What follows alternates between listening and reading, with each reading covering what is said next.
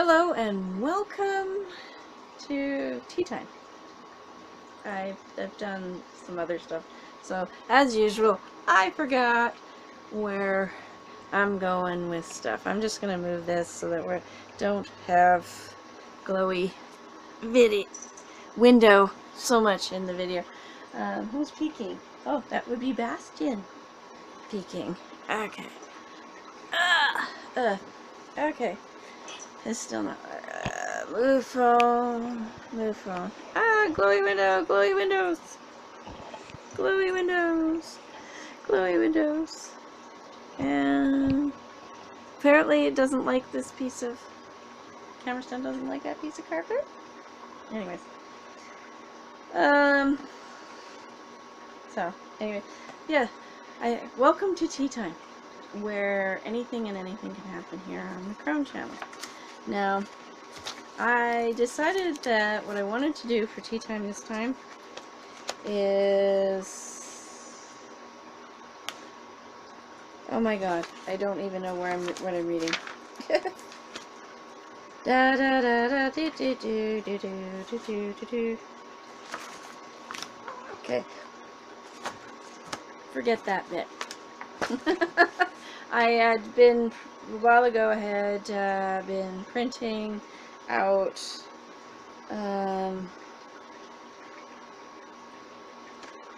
welcome to the train derailment channel. You're on T's for Car.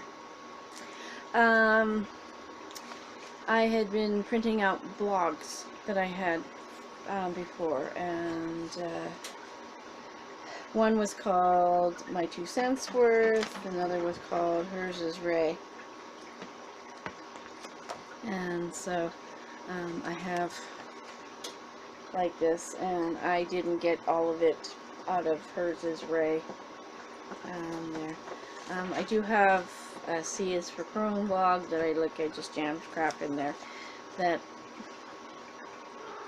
I think I gotta quit abusing things on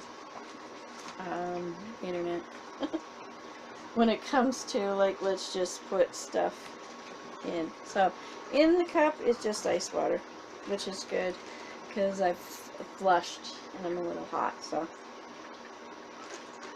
okay, now back to reading poetry. All of this is mine and my intellectual property to not be reproduced in any way, shape, or form without my written consent. So anyways, and I cannot guarantee there won't be more photobombing by my kittens because they're crazy. Okay, this one's called Dreamscapes. I'm hoping everybody can hear. Okay, because I've got the air filter on. It got really dusty in here, so my videos may be not so great. Dreamscapes. Launching from the earth into outer space, swallowed by the stars, traveling distantly, wandering happily the aimless vastness of dark, lost eternity.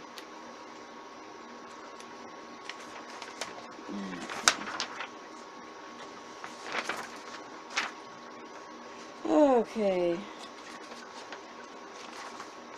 Okay, right. You watch me as I rediscover stuff that I'd written I just completely forgot about. I had put in here something called Conversations with Myself, and it was more thoughts to be shared by, at the time, Rachel Sterling. That was when for my first marriage, and I had written. This is from 2000. All of this is from 2011. This book is dedicated. You know, the worst part about having a YouTube channel is when your tongue doesn't work. And mine apparently doesn't want to work at all today. So maybe I should be cleaning house or playing video games. This book is dedicated to the women who inspire me. To the one who asked when. To the ones whose lives reflect mine. To the not so innocent who will truly be who will be truly beautiful when they finally bloom. To the littlest, still full of hope, they who give me the greatest inspiration to smile and just be. And most of all, to the one who gave me the life to just be. And I can't remember who those people are now. I think I remember, but I can't remember. It says here, my last book was created in a fit of frustration and sadness, a need to be strong. I now walk stronger from its creation, more aware of me and myself. Roads to journey, paths to choose. Take my hand and walk with me. So I moved from that statement into that there. Okay, so let's see if we can read this. And it was at a time when I got misdiagnosed with borderline personality disorder by a psychiatrist who did not have time to really sit with me and work with me. He was the head of his department and recruiting for the area that we were living in, and so he canceled a lot of my appointments. On one appointment, he did, however, give me a book based on something I had said about hearing the world screaming in my head, and how painful and how just overwhelming that was. So he suggested The Highly Sensitive Person by Elaine N. Aron. And that changed my life forever, and doing some research and some looking and seeing some other therapists after that really helped to find that I did not have borderline personality disorder, that my high sensitivity to stimuli is what was causing me to overreact, and that was that overreaction in behavior that caused doctors to want to diagnose me with borderline personality disorder. It's not a great diagnosis to be diagnosed with, but so at the time, to preface what I was meaning when I was about my last book in there, I had written a very short, very like 27 pages long book called From the Mind of Borderline Personality Disorder, something. So I'm probably going to change that title into something from like The Mind of, I have no idea. Anyway, so that's what it refers when it says my last book. It has not been published way out there. I made some photocopies. I printed out a bunch of copies and gave about 6 of these to people I thought might appreciate it. Anyways.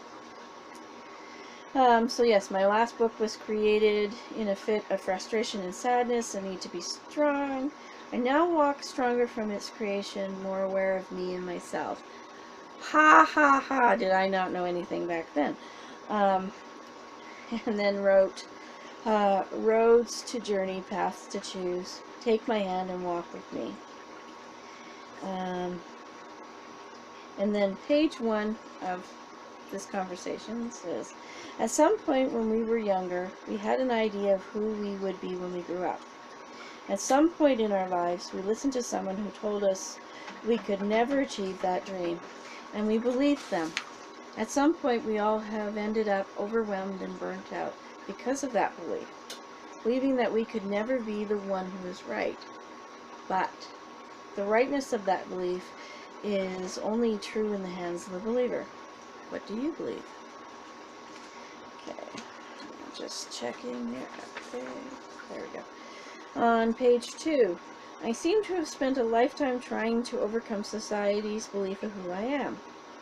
I now stand past the corner of being 40 and find I'm tired, very tired. My life is nothing like the 5-year-old me thought it was going to be. But I sit here not in sadness or frustration, I sit here and wonder what would happen if I finally let it all go. And my spirit my spirit smiles from within. Shivers upon my skin tell me the truth I have been seeking for my forever. It is time this beautiful butterfly spread her wings and flew.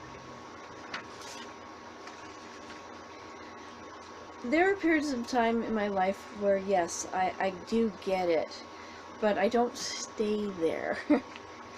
And so I write all this stuff about empowerment and stuff, and then I lose it. I had no staying power. I'm one of those people that, probably in large part because of my empathy and my HSP, my highly sensitive personage, that I become my environment. So as long as my environment is all about empowering myself, I stay there. But if it becomes about, as happens, a bad marriage, and then a marriage that ends up filled with illness, I've gotten lost. So I forget these words. So it's good to sit here and share them with you today. On page 3, and it printed out this way, like in little square type things. Weirdly, it printed out. So anyways, page 3 is an actual poem. Surrender. Give in to what is true. It's right there. Help is only a handhold away. Healing as close as an embrace. Hide in the safety of sharing. Common sense the balanced against the hurt. Never letting games cause heartache and pain. Faith and understanding the guide to the truth. Listen only to what is known to be true. All the answers to all the questions are found in the light of the Spirit.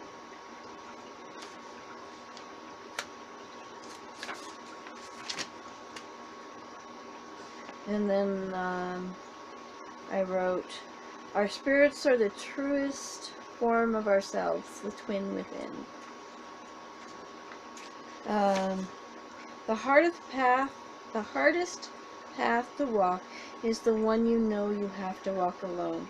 Leaving your heart behind, leaving the pain in the past, leaving all that is known to embrace chaos. And then, sometimes embracing chaos is the change that can lead to a road of simplicity. Okay. Another one is, here I stand at the edge of eternity, looking down at my fate. Do I take a leap of faith, or do I turn back to my past? I choose uncertainty. Now, I wrote that way back in 2004. And so, as you can see, is from these past writing, there is this movement towards wanting to really embrace the freedom that could be me. You know, if I just went and be'd me, and if you watch any of the other videos in here, I am again trying to figure out who I am as a person and who I want to be. I think that I am going to continue to go back to the one thing that the one exercise that taught me so much when I was taking a job coaching course where we were trying to figure out basically what we wanted to be when we grew up. And you know, because so many of us, we flounder and fall because what was isn't anymore, and that is so prevalent nowadays in the, you know, in the 2020s. When was that I took that course?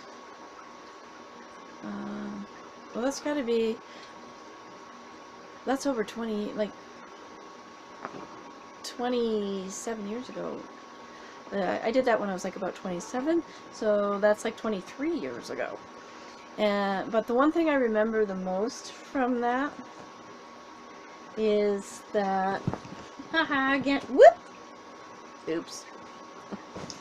The one thing I took from that was, if money was no object and I could do anything that I wanted, anything at all, what would it be that I'd do? And immediately, without hesitation, I put down that I would write. And I would just write, because that's who I am. I'm a writer. I'm predominantly a poet. But I love to write. Hence probably the failed blogs. Why I have so many different sort of things where I write.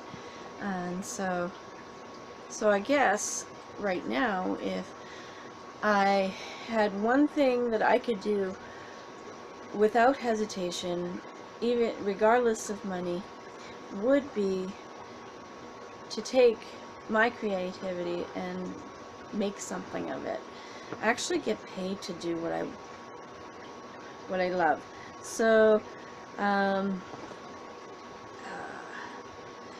that would be taking all of these words, you know, in this bibble babble that I just did, and actually turn it into something that is meaningful. In my mind, it is meaningful. Because as good as it was to sit and write all that out, it never went anywhere. So yes. So I guess that's the goal.